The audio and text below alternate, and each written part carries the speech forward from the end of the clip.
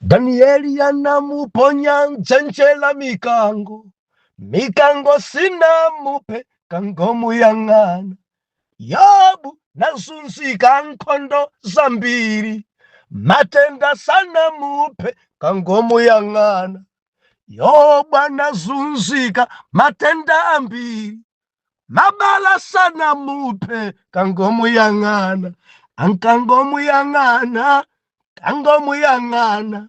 Mabala sanamupe kango muyang'ana. Ankango muyang'ana. Muyang'ana. Matenda sanamupe kango muyang'ana. Ndula ndilene ukondedwa omvera konse kumene muli. Henry Keichale mtumiki wanu believer lero pa 4 August 2026 Yobu gawo lobwezeretsedwa zinthu sabutopiki nkhalamba Yobu nkulukuta moyo. Voice imene anaigwirisa ntchito a state president nkulukuta moyo. Believer Yobu nkhalamba nkulukuta moyo. Ndi mutu othenga lero. Tiwerenga limodzi buku la Yobu chapter number 42 verse number 16. Mawu apa mwamba onena kuti Yobu adzichepesa pamaso pa Mulungu, mabwenziwo adzudzulidwa ndi Mulungu, Yobu apulumutsidwa nadalitsidwanso. Verse number 16. Ndipo zitatha izi, Yobu anakhala ndi moyo zaka 140, naona ana ake ndi zidzukulu zake mibado 4. Tipemphere. Atate, m'dzina la Yesu, mwana wa Mulungu wa moyo, Mulungu wokonda inu, Mulungu wosamalira, Mulungu wotchinjiriza, Mulungu wosunga, Mulungu olera, ilemekezeke dzina lanu, litamandike dzina lanu, amene mudansunga Yobu zaka zochuluka nakalamba. Jehova matamando apite kumpando wanu. Endi tikukufunani kwa mpiri lero. Motilankhule, motiphunzise, motichenjeze, endi dzudzulani, tidzamva m'dzina la Yesu. Amen. Believer, dzulo timanena kuti ana aphindu. Kutanthauza kuti dzilipo dzana dzina dzopanda phindu, dzachabechabe, dzochitisa manyazi. Kudziko kuno believer, makolo akuonda chifukwa cha ana, makolo akuzunzika chifukwa cha ana, chuma chikutha chifukwa cha ana, viwana vyachabechabe vyopanda khalidwe. Koma abusa Yobu adali ndi ana aphindu, ana odziwa kulemekeza makolo, ana olemekeza Mulungu, ana osunga chiyero, ana ochitisa kaswa, ana opembedzera makolo, ana oveka makolo, ana odyesa makolo, ana a Yobu. Believer dzimalimbikitsa izi. Anawa akuti madalawa adapatsa cholowa. Anawa madalawa adamvana kukoma. Anawa mpaka nadapesa mabanja. Anawa bwana Yobu adamvana kukoma. Ndekuti anawa daliso ndi gayo dalisa bambo awo. Anawa adachita zonse zoyenera ana kuchitira makolo. Ana aphindwa. Hallelujah. Makomenti adzulo nandikhudza.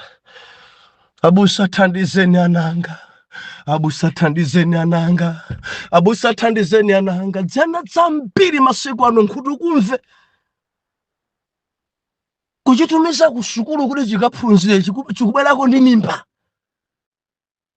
Kuchitumiza ku sukulu chikubwera maswali pyu bwanja tichamba konko. Dziana zopwetekesa mutu. Mabibi ambiri akwera makolo chifukwa cha ana. Matenda makolo ena adafa ndi BP kumulingalira mwana adachoka kuno pemphera anangopita ku university chimwana cha mbwambwana.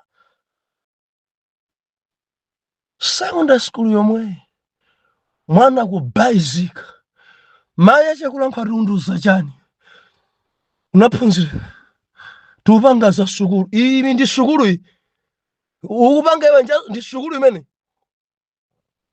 Ambuya tithandize. Ambuya anasauchita bwino ngakhale ana adzitumiki sakuchita bwino. Bambo awo ndi mbusa onga dziana dza Eli ana ambiri sakuchita bwino akungopanga phada kuledzera kugonedwa viwerewere. Ana ambiri azitsogoleri ana omvesa chifundo ana omvesa chisoni ana koma tiyamika kuti ana abusa Yobu adali ana abwino. Ana abusa Yobu adali ana achitsanzo. Ana abusa Yobu ana oimba kwaya. Ana abusa Yobu maintercessor. Ana abusa Yobu odziwa choyenera kuchita ngati ana opemphera osunga chiyero. Ana abusa Yobu olemekeza odziwa kuti bambo athu ndi mtumiki. Anawo adali ana achitsanzo kwambiri. Ana amene adapereka cholowa. Ana amene Yobu ankamva nawo kukoma. Ana amene adalidaliso ku dziko. Ana achitsanzo. Ana osapwetekesa mtima. Ana opereka mtendere m'banja. Ana obweresa chimwemwe. Ana Yobu ausowa. Ambuye ndipemphero langa kuti akuthandizeni ana anu alongosoke. Makolo ambiri wina kulephera kudya chifukwa chamene amva zimene anachi akuchita. Nzokhudza powerengera ndalama zimene tikupereka ma university. Nzokhudza kumva kuti mwana wako zimene akuchita uku zake. Nzokhudza chimwana sichikulowa mkalasi. Nzokhudza chimwana chawera chibanduwandu. Zopweteka kwambiri. Mulungu akuthandizeni endi Mulungu alowerere pa ana anu. Mulungu akhudze ana anu.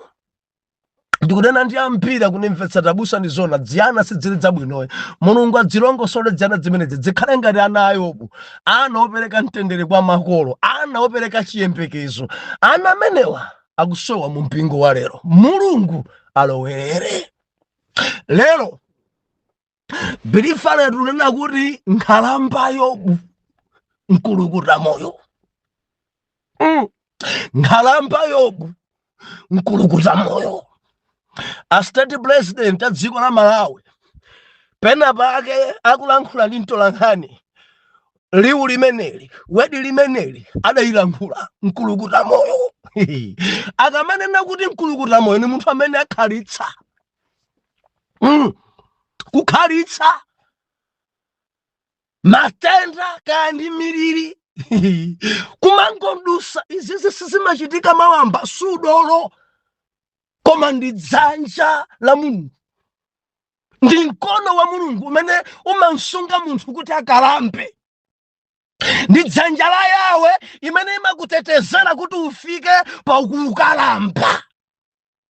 Biliva Yobu tikunena panoyi ndi nkhalamba. Yobu pano afika ndi gogo. Yobu mtumiki wa Mulungu biliva. Yobu gogo nkhalamba nkulukuta moyo. Malemba anena kuti zitatha izi zilizo biliva ramvera matenda chatatha. Jehova atandalitsa mowirikisa chabwino. Mulungu atabwezeresa zake zonse double. Bible inena kuti mtumiki uyuyu adabereka ana 10. Anaja adakula mpaka na ana 10 ajaso kupeza mabanjawo. Ana 10 aja nawonso adabereka. mtumiki Yobu ali moyobe. Believer, mtumiki Yobu ali moyobe. Maso ake adaona pongo zake, akazi ndi amuna anake. Yobu adadalisa mabanja anake onse, mpaka na ana onse ajalese mwana woyamba. Ndekuti mtumiki Yobu ali nzidzukulu 10. Maso ake akuona mpaka na mdzukulu wake amene ikukula, phunzira mpaka na kumaliza. Uyambaso ntchito Yobu akuona. Bible nakuti mpaka na mdzukulu jaso kukwatira. Atakwatira mdzukuluja nayenso kupeza mwana. Yobu akuonabe kuti chidzukulu chake chakwatira komanso chabala. Akuti kudikirirabe mdzukulu ameneyo mpaka naso kukula, kuphunzira, kumaliza, kuyamba ntchito, mpaka naso kukwatira, kubalanso. Yobu akuonabe. Bible kunena kuti zitatha izi, Yobu adakhala ndi moyo kwa zaka 140. Naona zidzukulu zake kufikira na m'bado wachinayi. Yobu adakhala ndi moyo zaka 40 atatha mayesero. Chuma chija chitabwezeresedwa, mbusa Yobu akukhalabe ndi moyo kwa zaka 140. Adazidya ng'ombe zake, adauma nthawi yayitali mkaka wache, adadalisika ndi tiyi wake kwa zaka 140. Ntchito, believer, mavuto, nyatwa, kupondedwa, matenda, mabalaja atauma, ntchentche zitaleka kumulonda, dziko litaona cha ulemerero. Abusa Yobu akukhalabe ndi moyo zaka zina 140. Haleluya. Bible sikutipatsa zaka zonse za abusa Yobu. Ena wadalemba, ena 175, ena 180, ena adalemba. Koma abusa Yobu zaka zimene akutipatsa apa ndi 140 za mtendere. Koma ni mafuna ndikubwezerani mbuyo pang'ono tithandizane kuganiza kuti zaka zakalekale kuti munthu abwarire padalibe wolowa mbanja wa zaka 15. Mundimva, kalekale padalibe munthu olowa mbanja zaka 15. Kumalawi kuno za malamulo adasintha, 16 years kandi 18 jadatsitsidwanso kuti akangofika 16 years wakula. Believer, nthawi ya anzathu mwana wa 16 years ngwang'ono ali mnyumbabe. ali pamphasabe, akugona limodzi ndi atate wake saidi inayo. Mwana wa 16 years masiku anzathu kalekale. Haleluya. Lero mwina mwana wa zaka 4 or 5 amakhala mwina athamangisidwa kalekale chokako ukagona ndi anzako. Haleluya, haleluya, haleluya. Ndekuti masiku amenewo kungoganiza believer ramvera. Munthu alowa mbanja tiyerekeza alowa mbanja nsaka 25 kapena kuti 30. Ndekuti abereke mwana 1, mwana 2, mwana 3. Endi nthawi imene anzathu special mwana wina abale sizi za chaka mwana ziso. Idalipo nthawi ndithu akabereka ngati chaka chino adikirira mwana wina dzabadwe, adikirira mwana wina dzabadwe, adikirira kuti adzabereke mzimayi kapena mzibambo ana 10. Tukambasa ana 10 amene adamwaliracha tili mwadzika. Ana 10 acha kuti mtumiki uyuyu kungoyerekezesa chabe kuti pamene tinkati madala awawa abereka ana 10. Masiku amenewo amvula zakale mundivomereza, nkhalamba zathu kumalawi kuno mundivomereza kuti munthu abereke ana 10 sitingampasa zaka 40 endi zaka 60 zachepa. Tingoyerekeza chabe kudzichepesa zikhale zaka 70. Nkuti madala awawa ali ndi ana 10 kungoyerekeza chabe kuti ali zaka 60 ndi 70. Mpamene matandaja, mpamene kuchemeredwa kucha kunkarani eri kunkabwera. Chifukwa nthawi imene jasadali mwana adalikale ndi ana 10. Ana 10 adali olemera, adali ndi antchito, adali ndi minda, adali nzochita. Ndetanguyelekeza chabe kuti akhale kuti adali ndi zaka 60 kapena zaka zokwanira 70. Ndetiphatikize 70 plus 140. Mukaziphatikiza zaka za abusa Yobu zikufikira chama 200. Believer ndi nkhalamba mkulu uyuyu, mkulu kuramoyo uyuyu, mkulu kuramoyo.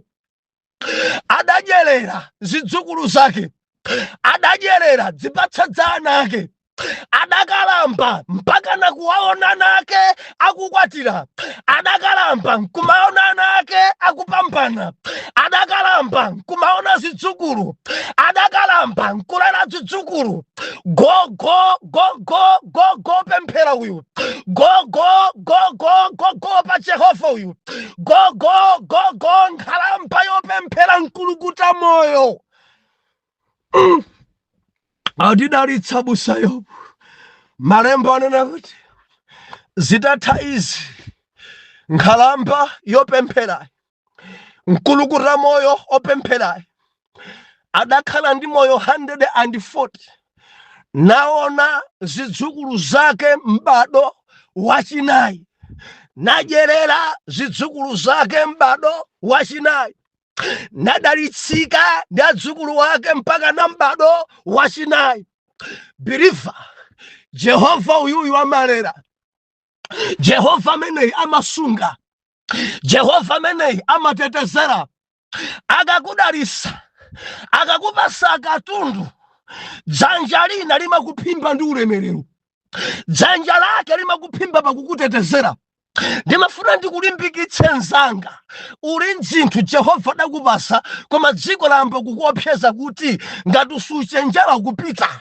Ndikulimbikitse akakudalitsa Mulungu yekhayonso amakutetezera. Akakukweza, ndikunena ndi anzanga ambiri, mabirifa ambiri mudakwezedwa, ena ntchito zapamwamba, ena kukwezedwa pachuma pa mabizinesi, na njelekeza mabwera kudzakusota kwezedwa kayona kuti udzitetezera ndi mankhwala kwasinga ngatamvera. Akakukweza Mulungu, akakudalitsa Mulungu yekha amakutetezera. Usachite mantha kuti wakwezedwa ndiwe general manager. Usaope ngati akukweza kuti ndiwe director. Usaope ngati akukweza kuti ndiwe headmaster. Usaope ngati akukweza kuti ndiwe peya. Ngati akukweza kuti ndiwe munthu wamkulu ku usilikali, ngati akukweza ku polisiko, kandi mabungwe, kandi kuchipatala. Believer, ndifuna ndikulimbikitse tamvera, ngati akukweza ndi Jehova, amakukweza atakuyikira kale chitetezo. Mfilizo zilipo ndithu, anyangawo alipo ndithu, okufunira zoyipa alipo ndithu, koma dzanja la Jehova limene limasunga ndi kuteteza, dzanja la Yehova limene limasunga ndi kumenyera nkhondo ili pa iwe. Osaopa. Mundiva, osaopa. Osachita mantha.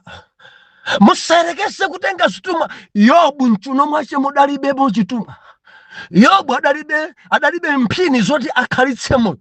Yobu nyumba mwache mudalibe chimpiga kapena kuti chinjoka. Yobu mtumiki opemphera opa Jehova. Jehova atanchosera zowawa, Jehova atanchosera nyengo ya mabala, Jehova atabwezeresera zinthu zake. Abale atabwera kudzamupukusira mutu, ng'ombe zitachuluka, nkhuku zitachuluka, mbuzi zitachuluka, ana atachuluka, adansungabe mkulu ameneyi pa zaka 140. Nkhalamba mkulukuta moyo Yobu. Haleluya. Ndimafuna ndilise khwerere ku nkhalamba zonse. Achikulire nonse mundimvetsere. Ndiyambire painu azaka 50 mpaka na kuzaka 100. Tamverani. Jehova ndi amene akusungani. Jehova ndi amene akutetezerani. Sukuti ndinochenjera. Ayi.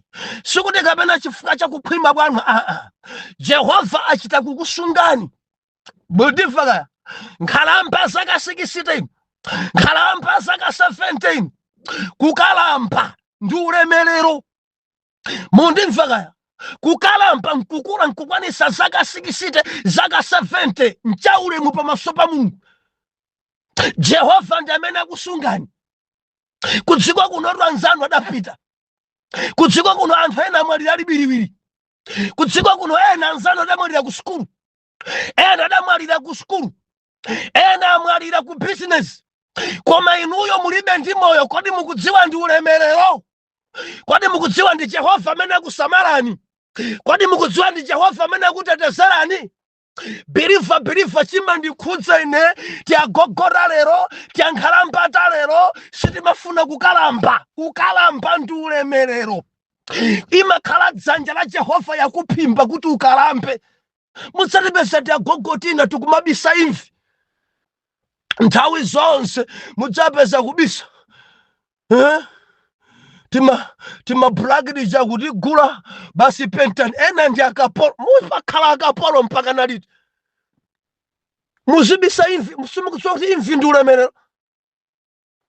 Mutu mwanu moyera mukamayenda choncho ndi ulemerero. Amandidalisa bambo anga Munthali kukalonga, amazisunga imvi zawo mutu kuchoka ku UK, zimachita kukongola zoyera mbe. Sisiso ya itali muli bwanji kukalonga? Madala mumandidalitsa kwambiri. Ambuye akudaliseni kwambiri wa dada Munthali, ambuye akudaliseni kwambiri. Tsitsi ikamayera mutu, anthu akamakuyang'ana amalemekeza Mulungu ngwakale.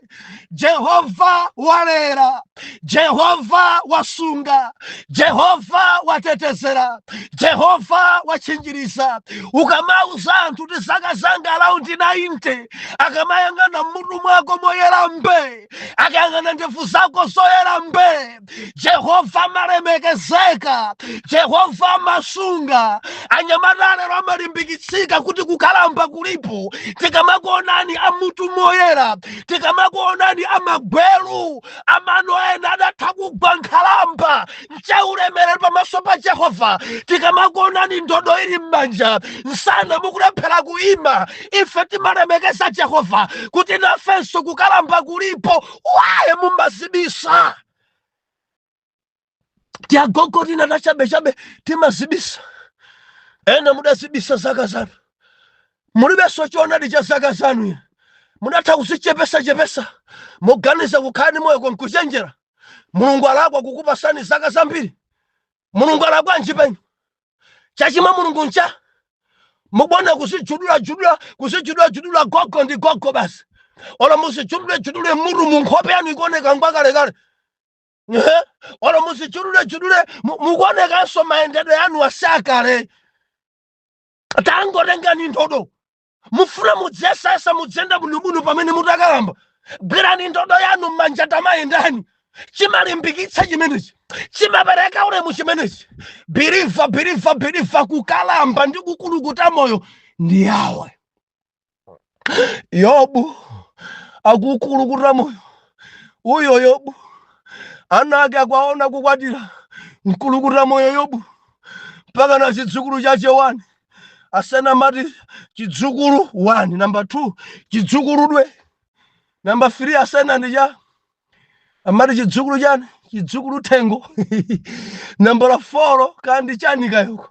Ali mawo asena amazinana zidzukulu zonse 4. Mwatena nafika kukomenta anduza ama iwala abusa.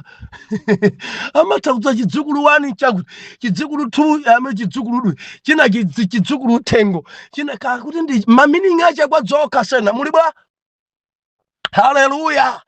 Nkhalamba Yobu, nkulukuta moyo Yobu, ali Jehova, mbuzi zake akuzidyerera, ali Jehova, ti wake akumabe wankaka katikati, ali Jehova. Yobu nkulukuta moyo zaka 140, ali olemera, akumva ng'ombe zake, anake akudalisika, zidzukulu zikudalisika.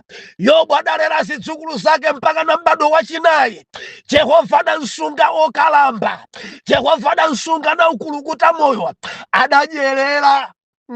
Believe Yobu adadyerera, akuntumikira Mulungu, adadyerera, adakwasula pa dziko pano, adapacheza pa dziko pano wa zaka zambiri mbiri. Believer 140 kuchoka paja pakuthapwa mavuto. 140 chuma chitabwezeresedwa. 140 ana atabadwa kale. 140 akukhalisa ku dziko kuno. Believer tamvera, Jehova ndi amene amasunga kuti tikalambe. Ndi amene amasunga kuti tikalambe. Chinsinsi chakukalamba ndi kumkonda Mulungu. Kumkonda Mulungu. Ukamamkonda Mulungu kumatsatiranso malangizo a zamoyo. Mapangano ma exercise madyedwenso abwino. Kumamwa zinthu zolemekeza Mulungu. Chifukwa ena ana eni kukumana nawo ana azaka asate chakuti. Koma mkamwa manu atheratu. Msana mpakale kuchokera iwe zaka zako zike adzikalambisa ndizo kumaza ukali. Adzikalambisa ndi zitumwa. Adzikalambisa ndi zimankhwala. Adzikalambisa ndzodzoladzola. Adzikalambisa biliva tamvera. Usamale kwambiri uyende mwa Mulungu. Uyende mwa Mulungu.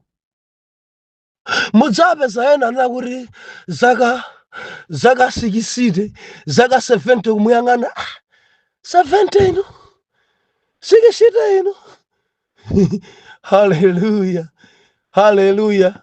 Dini madalanga makonda kwenda nawe na kutumiki zaka apanga ritaya mboma zaka 66 mukamuyang'ana mwana. Hallelujah. Hallelujah. Amene takumanapo simungavomereze kuti ife nchamufifiremu. Tikamakumana ena kumaona ngati mwana wache asaka 32 around 33 koma tamverani chamufifiremu. Tili mbene mu chamufifiremu. Andikale limeneja ni fa 70 chakuti chamufifiremu. Ana pano tabereka ngati 6 chamufifiremu. Koma tikakumana ndena maona ngati mwana mwache silinakwatira uchoka college. Hallelujah. Amakupanga Yesu kuti usakalambe nsanga. Koma muru zambo mera imviso. Atabusa zaka 50 Hallelujah. Nkhalamba Yobu mkulukuta moyo. Nkhalamba Yobu mkulukuta moyo. Ukakhala Mulungu umakhalitsa. Ukakhala Mulungu umaudzala mtengo wa mango iwenso nkudzaudya mtengo.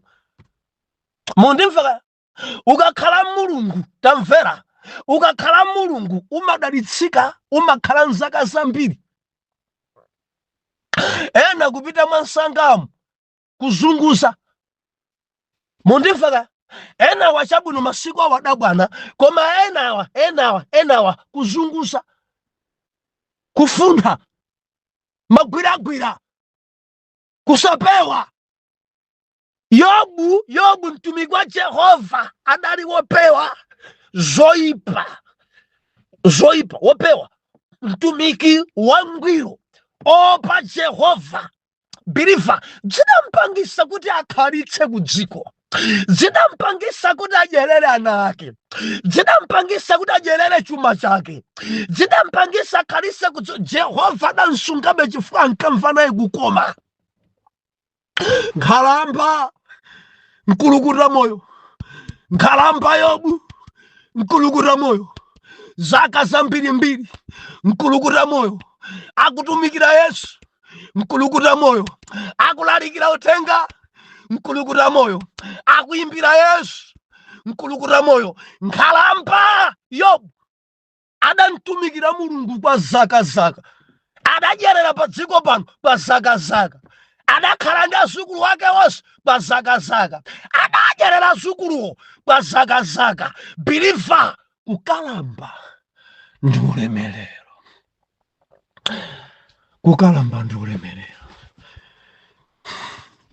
Ndimafuna ndichite chokudandaulirani amene mumazibisabisa inu.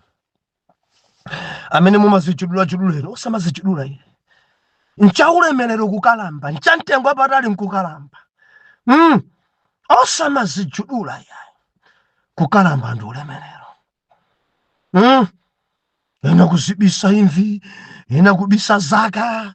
Ena kubisa ndodo. Iyayi. Kukalamba nchaulemerero.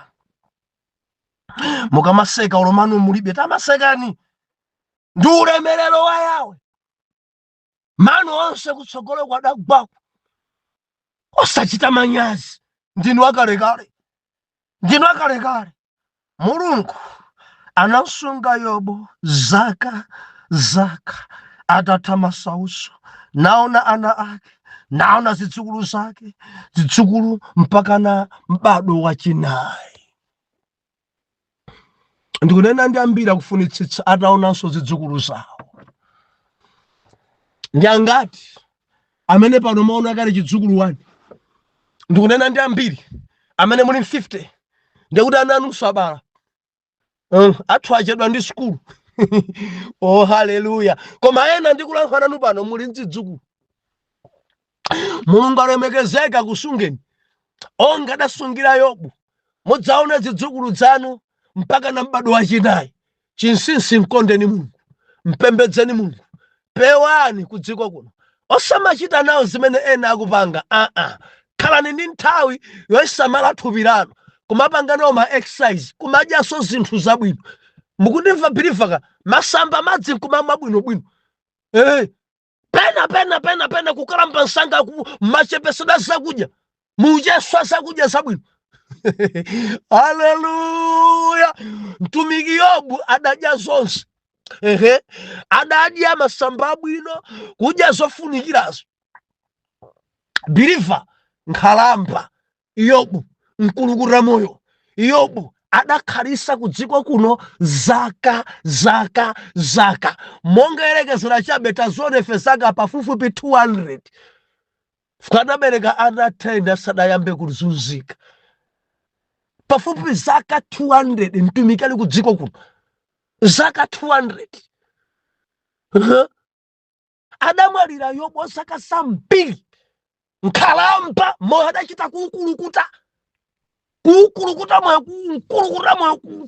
moyo.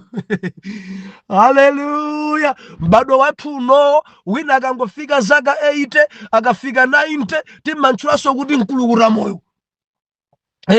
Kuli anthu kudziko kuno biliva handani chakuti timayika gogo wina wake chaka chomwe chino 114 ngati sindikuyiwa. Anthu akukhalitsa ku dziko kuno, anthu akucheza ku dziko kuno. Koma langizo langa kwa nonse achikulire, musamachite manyazi ndi kukalamba. Mundimva? Imvi zikayamba kumera musathe ndalamazo muzigulire zofunikira pa nyumba. Bwanja likagula black, ize black, penta ndi walero ndesizimachedwa, mukamba kuzipenta mufunika nazo, mukamba kumeta ndiye kuti pang'ono ndi mutu tazisunga ndi imvizo. Zimalemekezesa Mulungu. Talola ni mutu mwanu moyera. Tikamati gogo muzifika pa gogo mesa muli mzidzukulu. Ana anu aberekatu banji mubisabe imvi. Ena ndikudziwa mumameta chifukwa choti tsitsimba yabwa. Ena simmakonda tsitsa mbuya lemekezeke. Koma pali ena amameta kubisayo mfiso. Ndi ulemerero. Kukalamba ndi chaulemu pamaso pa Mulungu. Timaona ntchito ya Mulungu pa moyo wanu. Ndinu gogo, ndinu nkhalamba, mkulukura moyo. Amene Jehova achita kukusungani pa cholinga. Muphunzitsebe anawa, mulangizebe adzukulu, muapempherere, mwauze njira zoyenerera. Nchimene Mulungu akusungirani mkulukura moyo. Mundimva?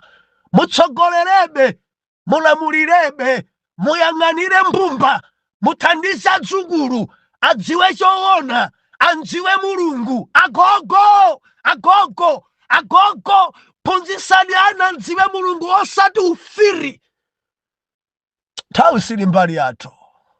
Yobu nkhalamba mkulukura moyo adakhala zaka zambiri mbiri atalemera, naona adzukulu wake m'bado wachinayi. Jehova bwanje kukomereni mtima. Mundilondole mawa Atate m'dzina la Yesu. Ndiupemphera chifukwa cha mwana wanu uyu. Munsunge onga mudasungira Yobu wa zaka zambiri mbiri. Mwana wanu uyo over 50 years. Msungeni mpakana aone ana adzukulu wake. Muchite chimene chipolemekeza dzina lanu. Wina uyo Jehova nchosowa chake. Mulungu ndikupemphera chisomo chimenechi chafikire. Pamene akulemekeza Mulungu mu zaka zawo 50, zaka zawo 60, ena zaka 70, ena zaka 80. Mulungu mwapasabe mphamvu asungeni Jehova chifukwa mulinawo cholinga chachikulu kwambiri kuti dziko liphunzire pa iwowa. Asungeni ndi moyo, mwatetezere Jehova, chita nawo Jehova, apaseni nzeru. Mwayenera Mulungu ulemu, osunga munthu ndinu, otetezera ndinu, amene mumampanga wina kukhala mkulukuta moyo ndinu Jehova. Ilemekezeke dzina lanu mwa Yesu Khristu mfumu. Ana Mulungu tonse tiyankhe kuti amen and amen.